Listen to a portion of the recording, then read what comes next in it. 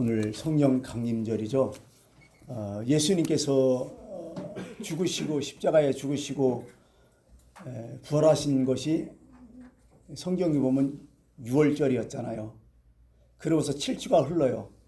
7주가 흘렀으니까 7, 7이 49일이 흘러서 이제 성경에 보면 초실절, 맥추절, 오순절이라고 하죠.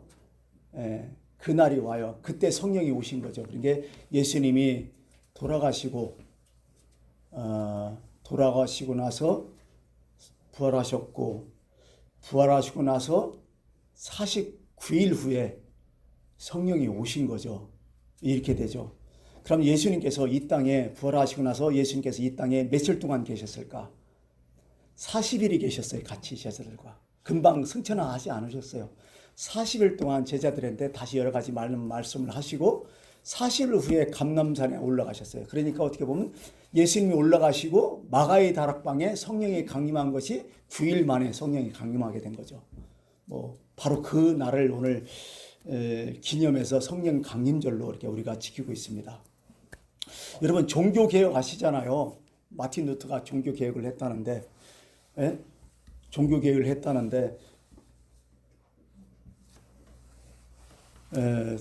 사실 종교개혁은 어디하고 싸운 거예요? 우리가 알기를 로마 교황청하고 싸운 거 아니에요? 서방교회, 그죠? 근데 말은 로마 교황청이었지만은 사실은 그 안에 보면 다른 또 어떤 사상가도 엄청 많이 싸웠어요. 무슨 얘기냐? 마틴 루터가 종교개혁을 한 것은 물론 교황청에서 싸워서 나와서 다시 종교가 개혁됐지만은 그러나 그 안에 있는 사상들이 있잖아요. 중세에서 가장 큰 사상이 딱 두 가지예요. 어떤 사상이냐면 첫 번째 이성주의라는 거고 두 번째 신비주의라는 거였어. 그 당시에도. 이성주의와 신비주의가 있었어요. 무슨 얘기냐? 이성주의라 하면 딱 알잖아요. 인간의 이성. 스콜라 철학이라 들어봤죠? 거기서 스쿨이 나왔어요. 학교라는 이 명칭이 스콜라 철학에서. 이것은 뭐냐면 기독교 신학을 얘기하는 거예요. 사실 뭐 일반 신학보다도 일반 학문보다도 어떤 기독교 신학을 얘기하는데 인간의 이성으로 모든 신학, 모든 성경을 풀어내는 거야. 쉽게 말해서. 인간의 논리로 성경을 바라보는 거야. 어떻게 보면 신학이 철학의 중심돼 버린 거죠. 그래갖고 하나님의 계시 또 하나님의 어떤 여러 가지 역사 이런 것을 인간의 이성으로 풀어내려고. 그러다 보니까 어떤 문제가 있냐면 우리가 구원받으려면 어떻게 되냐? 믿음으로 안 된다는 거예요. 우리도 노력해야 된다는 거야. 그래서 우리의 선행이 있어야 된다는 거예요. 이게 이성적으로 맞다는 거야. 합리적으로도. 이성주의니까. 미안해서 그냥 구원 못 받는다는 거예요. 그래서 우리의 공로가 있어야 된다는 거예요. 그래서 중세의 신학은 어디로 자꾸 흘러가냐면 공로주의로 자꾸 흘러가요. 믿음 갖고 안 되는 거예요. 하나님의 은혜는 없는 거예요. 우리 노력이 더 큰 거예요. 그래서 우리는 선을 행해야 돼. 좋은 일을 많이 해야 돼. 그래야 구원받는다는 거예요. 이게 이성주의로 자꾸 흘러버려요. 그러면 이 판단을 누가 갖고 있어요? 너 구원받고 또 구원 못 받아. 너 공로 있어 없어. 너 선을 했어 안 했어. 이걸 누가 갖고 있어요? 그게 로마 교황청이 갖고 있는 거야. 그러니까 사람들을 다스리기가 너무 좋은 거지. 이 교황청에서 뭘 한 거예요? 너 지옥 가고 천국 가고 결정권이 교황청에 있는 거예요. 그러니까 거기 있는 중세 사회는 다 어디 종교 사회잖아요. 교황청이 자주유지 다 하는 거예요. 그러니까 간단해요. 면죄부 그냥 팔 수 있는 거예요. 돈 받고 팔 수 있는 거예요. 너 헌금 냈어? 그래, 너 천국 갈 수 있어. 교황청에서 얘기해 버리는 거예요. 루터는 이걸 알고 있었죠. 이건 잘못됐다고. 인간의 이성주의는 이게 잘못됐다고. 인간의 노력 물론 필요하지만은 이것보다 더 중요한 게 더 있다고. 그게 성경에서 발견한 거 아니에요. 또 두 번째는 신비주의가 있어요. 어떤 이성주의하고 반대의 극부가 항상 있잖아요. 여가 있으면 야가 있듯이. 그죠? 진부가 있으면 보수가 있듯이 항상 이런 대결 구조를 항상 가잖아요. 해켈의 정반 합 이렇게 얘기하면서. 신비하고도 달라요. 여러분, 기독교에는 신비가 많잖아요. 기적들이 다 신비 아니요. 근데 신비주의가 이제 문제인 거예요. 신비주의는 뭐예요? 그 신비를 자기 주관해버리는 거예요. 이게 신비주의야. 모든 사람이 어떤 신비적 현상을 발견했다면 그건 신비예요. 근데 자기만 아는 거예요. 자기만 그게 전체인 줄 알고, 그거 아니면 안 되는 줄 알고, 이게 신비주의거든요. 그 당시에도 뭐 제사레파라든지 이런 어떤 그 파들이 있었어요. 신비주의를 막 하면. 어떤 신비가 있으면 더더더더 이렇게 해버린 거야. 초대교회 때부터 뭐 영지주의도 이단이었지만은 몬타너스라고 이게 신비주의도 이단이었거든요. 이게 자기의 신비를 특별하게 생각하는 거야. 그리고 자기 주관적인 신앙을 만들어버린 거야. 요즘도 있어요. 그죠? 이게 그 신앙이 뭐요? 자기 주관적인 신앙이 갑자기 돼버린 거야. 그래서 마녀 사냥도 되고 막 이상한 짓 막 하는 거죠. 이게 다 알고 보면 뭐요? 인본주의예요, 사실은요. 인간 본질의 주의. 그래서 인간 중심의 생각이다. 신비주의나 이성주의나 다 인간 중심의 생각이라는 거죠. 뉴턴가요, 이것하고 싸운 거예요. 사실은 어찌 보면 이게 학문적으로 따진다면 이성주의와 신비주의 이런 거 갖고 싸운 거죠. 그래서 이 이성주의와 신비주의를 개혁한 것, 그것이 바로 종교 개혁이에요. 그래서 기독교라는 뭐냐, 개신교라는 뭐냐, 개혁이라는 거예요. 개혁 신앙. 이걸 바꿔나간다는 거예요. 예. 쉽게 말해서 어떤 거냐면 인간 중심에서 누구 중심으로? 하나님 중심으로 계속 바꿔나가는 신앙. 이게 기독교라는 거예요. 이게. 우리는 지금 그렇게 하고 있어요. 지금. 우리가 쉽게 얘기해서 이런 거죠. 내 중심에서 누구 중심으로 자꾸 옮기는 거야. 신앙은 하나님 중심으로 매일마다 옮겨지는 거야. 이게. 자꾸 나를 개혁하는 거야. 나를 쳐갖고 복종시켜갖고. 자꾸 어떻게 하면 하나님 중심으로 내 욕심, 내 욕망보다는 정말 하나님 뜻, 하나님 원하는 중심으로 자꾸 바꿔나가는 그런 신앙이 바로 기독교 신앙이에요. 가령 우리 예를 들어서 그래요. 우리가 배를 타고 물 위에 떠 있다고 봐요. 그럼 그 자리에 있는 거예요? 나는 그 자리에 있다고 생각하지만요, 이 배는 이미 강물 따라서 내려가는 거야, 이게. 나는 그냥 아무 변화 없어. 나는 그냥 잘 살고 있어. 나는 열심히 살고 있는 것 같아. 근데요, 강물 따라서 밑으로 자꾸 변해 내려가는 거야. 이러면 우리 신앙이 죽었다고 생각해요. 대부분. 자기도 모르는 거야. 어떻게 하면 우리 신앙이 이럴지도 모르겠다는 생각이 들어요. 다시 말해서 지금 우리가 있는 이 거대한 강물은 뭘까요? 우린 자본주의 안에 살고 있단 말이에요. 자본주의의 신앙이 아니죠. 자본주의의 물결이 그냥 흐르고 있어요. 계속 전전하게. 우리가 거기서 정신 못 차리고 우리가 거꾸로 거슬러 올라가지만 그대로 자본주의 신앙에 따라 그냥 가고 있는 거예요. 계속. 이게 하나님의 뜻이 아닌데도 불구하고 나중에는 이게 하나님의 뜻으로 인정이 되는 거예요. 자본주의가 그런 거 아니에요. 많고 크고 넓은 거 계속 경제 따지고 돈이면 제일이고 전부 하나님보다도 돈 문제가 가장 크고 어느 정도 우리는 거기에 지금 파묻혀 있는 거야. 여기서 정신을 바짝 차려야 된다는 거예요. 우리 스스로 개혁하지만 여기에 파묻혀 갖고 내가 그 안에 있는지도 모르고 살아가는 거예요. 나는 열심히 한다고 하죠. 대부분 교회들, 우리는 오늘 보는 교회들 형태들, 우리 신앙 형태들 보세요. 대부분 자본주의 기독교가란 말이에요. 다. 더 큰 교회는 진리 같고, 더 큰 교회는 영역 있고, 큰 교회 목사님 한마디 하면 막 진짜 주의 말씀 같고, 작은 교회, 뭐 조그마한 교회 이런 목사님이 정말 진실되게 정직하게 하는 것도 아무것도 아니고, 이게 자본주의 신앙에 다 빠져버린 거 아니에요. 나도 모르게 이렇게 변해버렸던 거예요. 교회가 무조건 부흥하면 이건 하나님이 사랑하는 거고, 교회가 어려워지면 하나님이 이거 교회는 싫어하는, 이런 생각, 이런 구조들 사실 무섭지 않아요? 돈 많이 벌면, 무슨 일을 해도 돈 많이 벌면 이건 하나님의 복이고, 정직하게 하다가 망하면 이건 저주고, 이게 자본주의 시장 아니냐고. 이게 정신 차려야 돼요. 그래서 성경이 이런 말씀하잖아요. 로마서 12장 2절에 너희는 이 세대를 본받지 말고, 막 그 말씀 아니에요. 너희는 이 시대를 본받지 말고 오직 마음을 새롭게 함으로 변화를 받아 하나님의 선하시고 기뻐하시고 온전한 뜻이 무엇인지 분별하도록 하라. 정신 차려. 정신 차릴 때가 됐다. 바로 그런 거죠.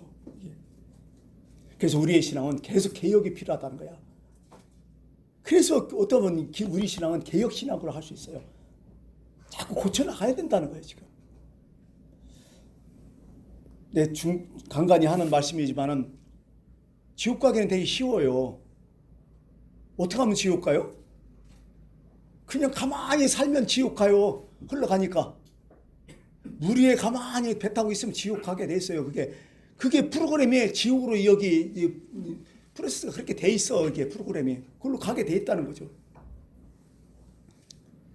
사도 바울이 그런 얘기 했잖아요. 자기 심정을 얘기하면서 내가 원하는 바 선은 행하지 않고 도리어 악을 행하는도다.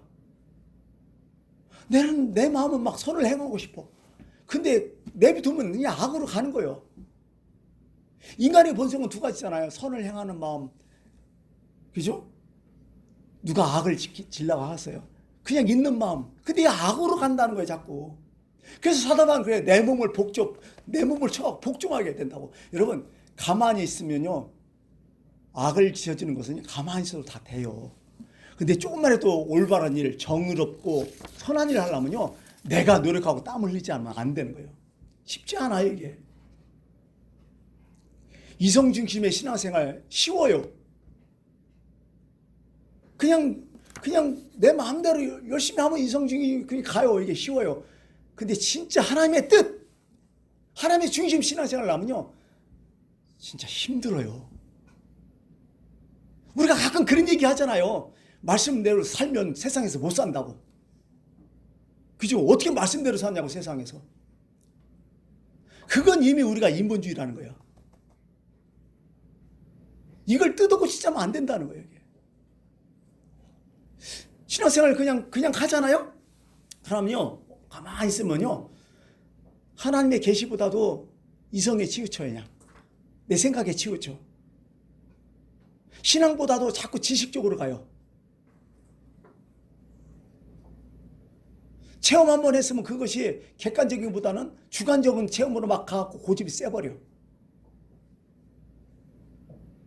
자기 감정을요, 그냥 계시해버려, 어떤 사람들은. 좀 신앙생활 한다는 사람들은. 막 뜨거운 사람 이런 거 보잖아요. 가만히 보면요, 대책 없는 사람 많아요. 자기 체험, 자기 감정을 하나님의 계시해갖고 진짜 그게 다 그건 줄 알고 그거 아니면 다 정지해버리고 이런 사람 많아요. 이거 인본주의예요, 사실은. 이렇게 돼버린다는 거예요. 정신 못 차리면. 참 이런 사람들이 있어요, 종종. 어느 목사님이 이제 교회에 계셨는데 오셨더래요. 어느 젊은 분 아니고 좀 나이 드신 분 오셔갖고 이렇게 얘기하는 거예요. 목사님, 오늘 아침에 제가 기도를 하고 있는데요. 하나님께서 이런 계시를 주셨습니다. 뭐요? 목사님께로 가면 30만 원을 주신다고 하셨어요. 그래서 제가 목사님께 찾아왔어요. 목사님 딱또 헐. 목사님 뭐라고 하셨을까요? 아, 그래요. 좀만 기다려보세요. 아직 저한테 하나님의 계시가 안 와갖고 하나님의 계시가 오면 제가 그때 드리겠습니다. 30만 원 그때 드리겠습니다. 기다리십시다. 기다려. 그 중간에 슬금이 나가더래요. 그런 거예요. 무슨 얘기요? 객관성이 상실한 자기 주관적인 그 체험 이런 거 갖고 이게 하나님의 계시화 돼버려요. 이게. 이런 사람 많아요. 제가 이런 얘기 좀 했었을 거예요, 아마. 제 총각 때 벌써 30년이 흘렀네요. 어느 교회에 이제 그 교육 전도사님이 그때 있었잖아요. 나도 총각이 젊었으니까 그 전도사님부터 연락이 나한테 왔어요. 그 연락이 온 내용이 뭐냐면 우리 교회에 청년이 여자 청년이 하나 있는데 자기가 40일 동안을 기도했다는 거예요. 작정 기도를 했다는 거예요. 아, 배우자를 놓고. 그런데 응답을 받았다는 거예요. 그게 누구냐? 나라는 거예요. 40일 동안. 그래서 나한테 직접 전해주기는 뭐하니까 전도사님을 통해서 또 나한테 전해줬어요. 그 전도사님이 잘 아니까. 어떻게 대답해요, 여러분? 40일 기도했어요. 작정하고. 얼마나 혼신의 노력과 수고를 다했겠어요. 근데 나는 아무 생각 없고 아무 감정도 없어. 그래서 제가 그랬죠. 아, 그래요. 저도 한번 기도해 볼게요. 그쪽 하나님은 그렇게 말씀하셨다는데 내 하나님은 아직 말씀이 없었거든요. 그러니까 저도 한번 기도해 보고 내가 연락을 드리겠습니다. 그렇게 하고 말았지 뭐. 이런 것들이 참 있어요, 우리한테는. 참 이게요. 이 신앙을 해도요, 자기 주관적이게 많아요. 자기 감정, 자기 느낌을 완전히 계시해 갖고 성경보다 더 중요해. 이거 뭐 조그만 체험만 하나 해가지고 이게 소중해가지고 어떻게 보면 신비주의 신앙으로 빠지는 그런 경우가 있는 거예요. 자기 중심적인 게 참 무서운 거예요. 자기 중심적인 이성주의, 자기 중심적인 신비주의, 이게 너무 무섭다는 거죠. 그러면 이걸 어떻게 해야 되냐? 진정한 신앙은 뭐냐? 거기서 떠나서 말씀 중심에 가야 되는 거예요. 일단 기본적으로. 그죠? 늘 하나님의 중심으로 가야 되는 거예요. 늘 성령님을 의지해갖고 이게 정말 하나님 기뻐하신 게 뭐냐, 내 어떤 욕망, 내 욕심 이런 게 아니야. 정말 하나님 원하시는 거, 하나님 바라시는 게 진짜 뭐냐 완전히 내려놓고 이런 마음, 이런 겸손한 마음, 그죠? 그리고 그 말씀에 내가 순종하겠습니다 하는 이런 아주 낮아진 마음으로 그 말씀을 받기 전에는 어려워요. 이게 그러니까 우리 자신을 잘 되돌아봐야 돼요. 늘 내가 정말 이게 예수 믿고 있는 것이 잘 되고 있는가, 내가 정말 예수 잘 믿고 있는가. 그래서 고린도후서 3장 13장 5절에 너희는 믿음 안에 있는가, 너희 자신을 항상 시험하라는 거예요.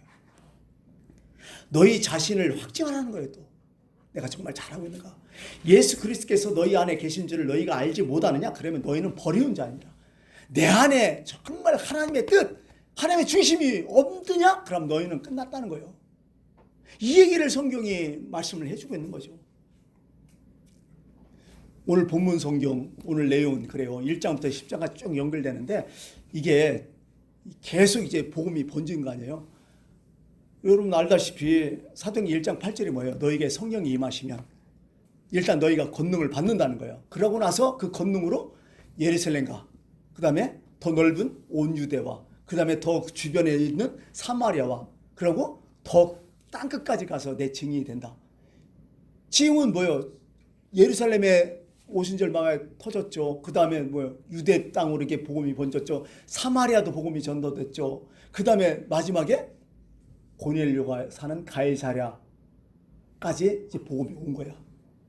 어떻게 보면 의미적으로는 땅끝이야. 이게 어떻게 복음이 계속 번진 거죠. 여러분 이게 복음 전파가 쉬운 게 아니에요. 그거 알잖아요. 이게 뭐 지역적으로 갔다는 그것뿐만 아니라 어떤 지역을 넘어서 그 문화, 사상 이것도 다 뛰어넘어야 되거든요. 이게 예수 믿기 위해서 이 복음 전도한다는 게 보통 문제가 아니에요. 이게. 이걸 누가 하셨냐는 거예요. 사람의 힘으로 절대로 안 된다는 거죠. 이게 성령이 하셨다는 거예요. 오늘 말씀은.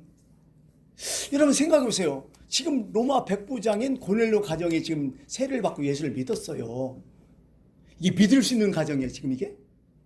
아니 로마 사람 고넬료가 믿을 수 있다고 봐요. 근데 유대인 입장에서 이게 믿게 해줄 수 있는 입장이냐고. 그 당시에는요 기독교 유대교 분간이 없었어요.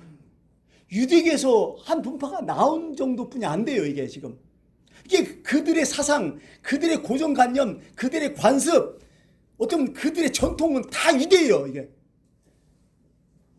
로마 사람이 이방인 아니요.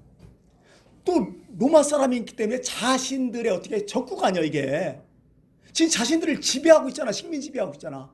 그리고 로마 군인 아니야. 이게 또 이 사람이 사람을 죽였잖아. 자신들의 민족을 다 죽였잖아. 이런 사람을 사랑할 수 있느냐고. 이게 이런 사람에게서 복음을 전할 수 있느냐고요. 또 한 가지는 그들의 문화적인 관습, 종교적인 관습이 뭐예요? 이방인과 못 올리잖아요. 이방인의 집에 갈 수도 없고, 더군다나 이방인과 밥도 못 먹고, 더군다나 이방인에게 어떻게 세례를 줘. 근데 이게 됐다는 거예요. 있을 수 없는 일이 벌어진 거예요. 누구를 통해서? 베드로를 통해서. 그러니까 예루살렘에 있는 정통 기독교인이지만은 정통 유대인들은 이거 난리 난 거예요. 큰일 난 거예요. 그러자 베드로를 강력하게 비난하는 거예요.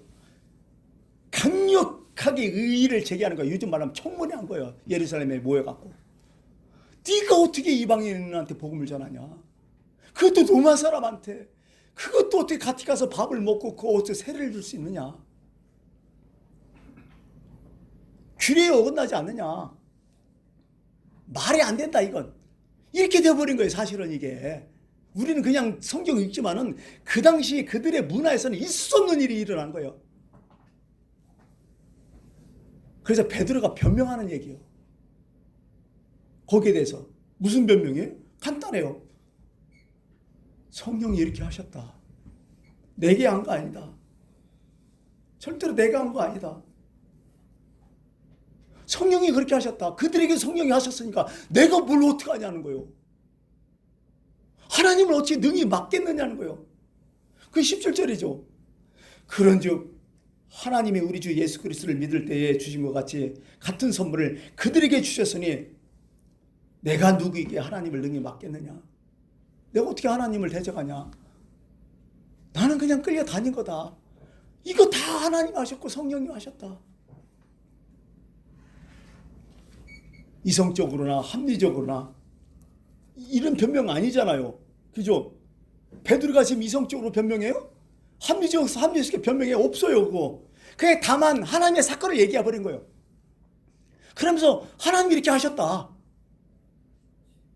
더 이상 뭐 어떻게 하냐 내가. 진술점은 강한 게 없잖아요. 사실인데 어떻게 하냐 이거. 또 사건을 구체적으로 얘기해요. 나 혼자뿐이 아니다. 성경 보니까 나 외에 6명이 갔다. 7명이 간 거예요. 그 집에. 7명이 갔다. 나 혼자만의 경험 같으면 내가 오해를 살 만하지만 여기 있는 7하면 또 의미가 있잖아요. 완전수. 여기는 7명이 다 그 체험을 했다 지금. 내 주관적인 내 감정, 내 주관적인 체험 그게 계시화된 게 아니라 공동체에 계시화됐다. 그러니 이거 어떡하냐.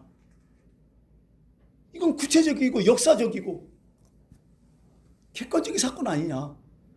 성령님이 하셨는데 나 어떻게 하냐. 나는 그냥 하나님께 고용됐을 뿐이다. 나는 거기에 순종했을 뿐이다. 이 얘기예요 지금 이게 간단하게. 다시 말해서 성경은 뭐냐. 내가 내 힘으로 나를 개혁 못한다는 거예요. 결국 성령께서 해주셨다는 거예요. 아까 얘기했죠. 우리는 그대로 그냥 어떤 세상의 풍조와 시대에 그냥 흘러가는데 때로는 성령이 나를 개혁해요. 너 이래 살면 안 된다. 너 이렇게 신앙생활을 하면 안 된다. 너는 이게 신앙생활 아니다. 네 자신을 돌아보아라. 여러분 성경에서 얘기하는 게 그거예요. 이게 합리적이냐 불합리하냐 이롭냐 해롭냐 도덕적이냐 비도덕이냐 이거 얘기하는 게 아니야. 성경은 늘 그 개혁의 중심에는 항상 뭐가 있어요?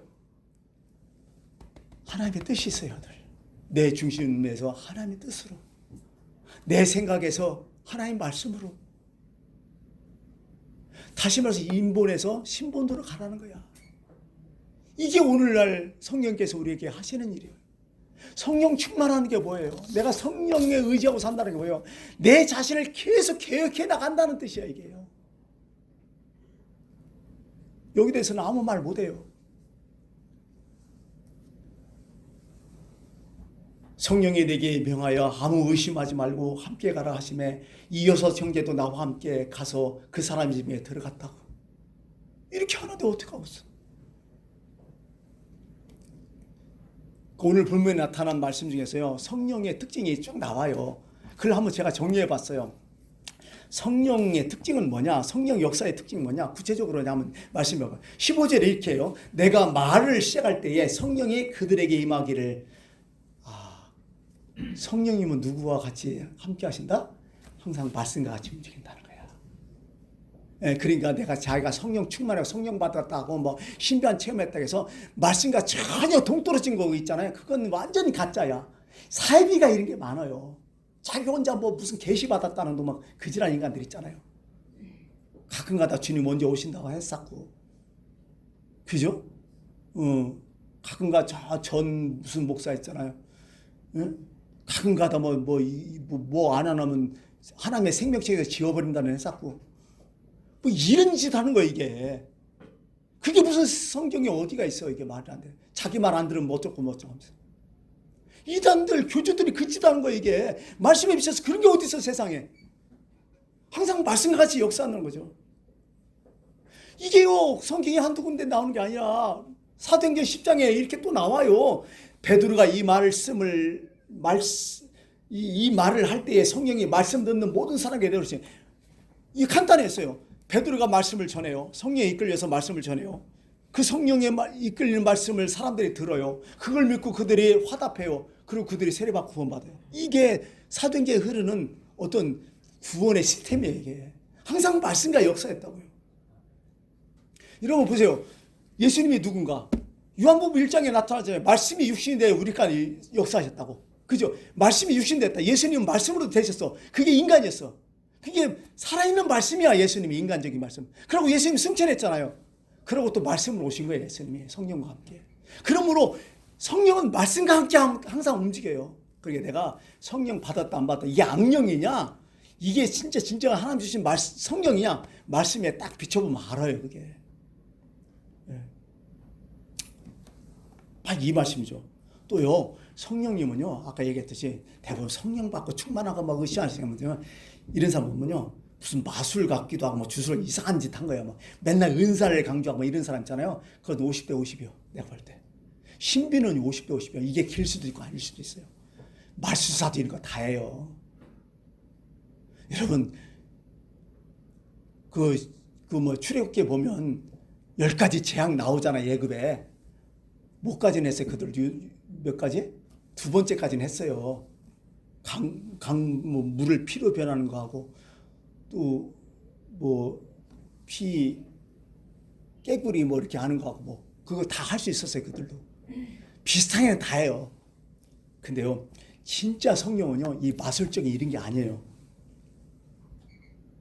주술적인 것도 아니고 절대로 무슨 성령 영이라고 해갖고 무슨 이상하게 사입이 이거 아니에요. 성령은 철저하게 어떤 분이냐면요 인격적이야. 이게 무슨 얘기냐면요 성령도 우리와 똑같이 지정의를 갖고 계셔요. 지식이 있어. 성령이 객관적이 어떻게 보면 상식적이에요. 성령님이 또 감정도 갖기 계셔서 항상 배려도 하고 우리한테 따뜻한 마음도 주시고 또 의지도 있어갖고 어떤 동기도 부여해 주시고 결단도 내리게 하시고 이게 성령님이에요. 이게 인격적으로 역사한다고 해요. 이게 내가 어려울 때는 무진장히 이루어 주셔요. 내가 잘못할 때는 마음속에서 애가 타. 내가 범죄할 때는 막 두근두근 막 거리면서 너희가 하면 안 된다고 아주 사정해. 때로는 내가 낙심하고 힘들어할 때는 와서 이루어요. 따뜻하게 이루어. 때로는 내가 막 축 처져 있으면 와서 용기를 받아. 너는 할 수 있다. 막 이게 이렇게 하는 게 성령님이셔. 이게 그 예수님이 성령님이니까 얼마나 따뜻하겠어요. 이게 바로 성령의 역사라는 거예요. 이게 신비 마술 이 요술 아니에요. 이게 때로는 그럴 수가 있겠죠. 누가 예수 잘 믿는 사람이야? 이 성령이가 서로 교통하며 소통하고 그죠? 서로 사귀 믿는 사람이 예수 잘 믿는 사람이야. 여러분 혼자가 아니야. 내가 세상 끝날까지 너희와 함께 있겠다. 누구하고? 성령님과. 그러니까 나 혼자 절대 사는 게 아니에요. 내 안에 늘 성령님이시오. 사람들 다 가도 성령님만 남으셔. 내 안에. 그 성령이가 우리가 하나님 앞에 서게 되는 거야. 그 성령이 나를 변호해 주셔요. 야 천국 보내야 된다고. 내 변호사가 되시는 거야. 내가 인정하겠다고. 그래서 우리가 천국 가는 거야. 그럼 우리가 살아생전에 성령님과 잘 사귀셔야 돼. 요술 마술 이런 거 따지지 마요. 제발. 어떤 기도 가서 뭐 무슨 은사 받았던 이상하고 여러분 그 은사 받은 무슨 소용이 있어. 이스라엘 백성들이 40년 동안 그 엄청난 체험에서도 누가 들어갔어? 요셉과 갈렙 외에는 안 들어갔어. 요셉 갈렙은 누구야? 하나님 중심이었던 사람이야. 그래야 들어가는 거예요. 성령은요 어떤 분이시냐? 진짜요 나를 조정하시더라. 내가 내 마음대로 돼요? 만약에 내가 내 마음대로 그냥 아무렇게 산다 하면요 그거 죽어요. 조금 있으면 그 사람 오래 못 버텨요. 노예가 돼요. 모든 것이. 처음에는 지가 하는 것 같으면 결국 그 노예가 되는 거야. 그런 거 아니에요? 내가 처음에는 힘이 있으니까 자주 자다가 그게 자꾸 중독되고 빠져버리고 그러면 오늘도 그게 나를 노예화시켜버려. 이게 우리 인생들 아니었냐고요. 근데 성령이 나와 함께 계시니까 나를 붙들어줘요. 나를 조종하시더라고. 내 자기중심적, 나의 정욕을 자꾸 제거해주고 본질을 깨닫게 하셔요. 여러분 그런 거 있어요. 입맛이 바뀌는데 그게 맛있냐고요, 솔직히. 내 생각이 바뀌었는데 그거 하고 싶냐고요. 그걸 누가 하냐고. 성령이 하셔요, 때로는. 그렇게 내가 끊지 못했던 것, 그렇게 내가 막 욕망이 타왔던 것, 어느 순간에 싹 사라져버려. 안 되는 거예요. 하고 싶어도 갖다 줘도 안 되는 거예요. 그게 바로 성령이 하시는 일이에요. 오늘 말씀 그런 게요. 성령이 임하니까요. 이스라엘 그렇게 막 2000년 동안 흘렀던 균의 전통 이게 다 깨져버리지 않았냐, 완전히. 안 되는데 어떻게 이게. 내 철학, 내 합리주의, 내 이성, 내 고집, 내 지혜 다 깨져버렸잖아요. 성경에 나오는 용어들이 뭐예요? 형제 자매요. 여러분 그 당시에 사회적 분위기가 뭐예요? 완전히 분리돼 아니요. 그죠? 그죠? 예. 기족과 천민 완전 분리됐잖아요. 무슨 어떻게 노예한테 어떻게 형제라고 불러요? 아니 남준 여비 완전 남녀가 완전 참여됐잖아요. 근데 여자들한테 자매로 부르잖아. 똑같이 형제 자매로. 이거 누가 해요? 성령님 하시는 거예요. 그 장벽 완전 깨버리는 거예요. 안 되는 또 어떻게? 개인적으로는 어떻게 돼요?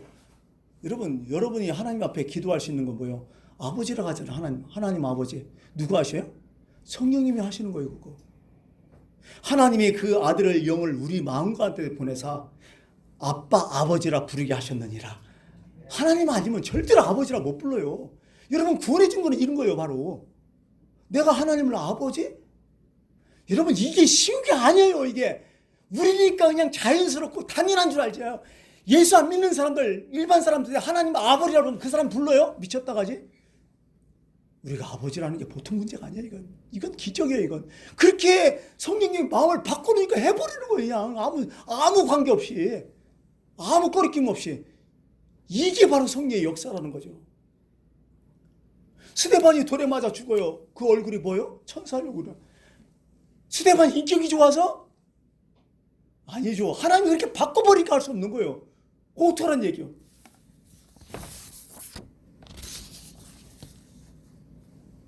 우리가 이제 살아가면서 누구 만나면 그 사람 갖다 만나면 인연이네, 연분이네 이렇게 하잖아요.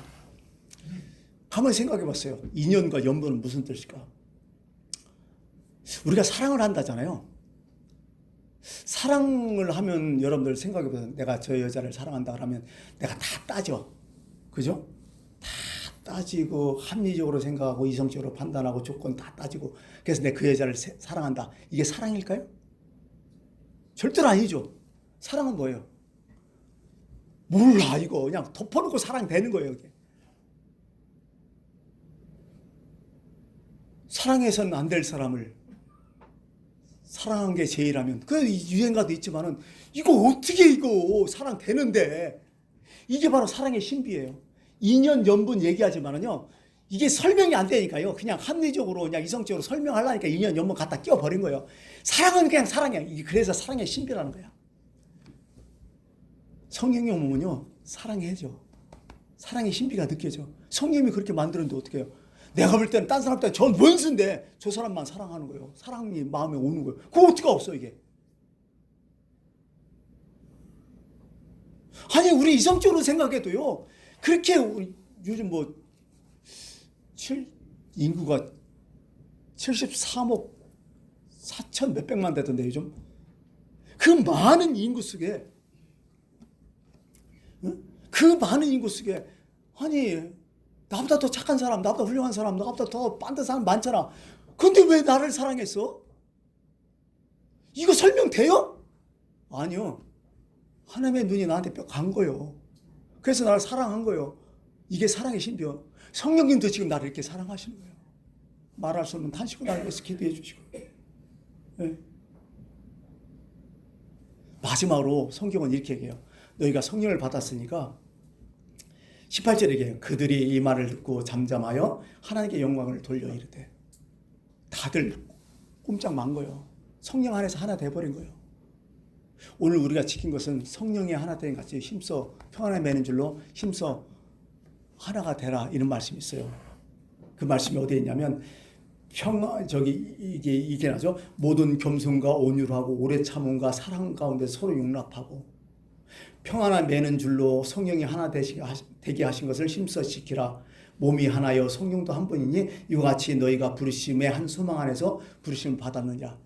성령에서 하나 되는 모습. 그럼 내 거 내려놓아야 돼. 내 중심 내려놓아야 돼. 내 인본주의 내려놓아야 돼. 내 자중심 다 내려놓고 정말 하나님이 원하시는 게 뭐냐. 이걸 자꾸 개혁해 나가는 신앙. 그게 바로 기독교라는 것. 오늘 성령 강림을 통해서 성령이 우리에게 뭘 하시는지를 말씀해 드렸습니다. 지금 성령이 우리와 함께 계십니다.